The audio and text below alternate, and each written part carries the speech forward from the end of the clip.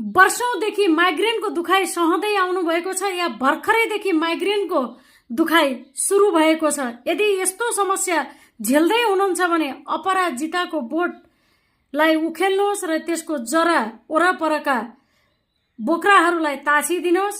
सानो यत्रेको बोक्राको टुक्रा लिनुहोस्, त्यसलाई खुब राम्रोसँग कुट्नुहोस् र त्यसबाट रस निकाल्नुहोस्। त्यो रसलाई छान्नुहोस्।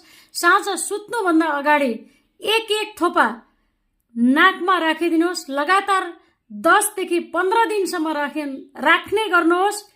चाहे 20 वर्ष अगाडिबाट माइग्रेनको औषधि खाँदै हुनुहुन्छ, माइग्रेनको दुखाइ सहँदै आउनु भएको छ भने पनि यसले ठीक गर्नेछ र तपाई सधैँका लागि माइग्रेन मुक्त बन्नुहुनेछ। गर्नुहोस् र यो भिडियो जति सकिन्छ तपाई जस्तैलाई आफ्ना साथीभाइलाई शेयर गर्नु, कति पनि कन्जुस्याइ नगर्नुहोस्।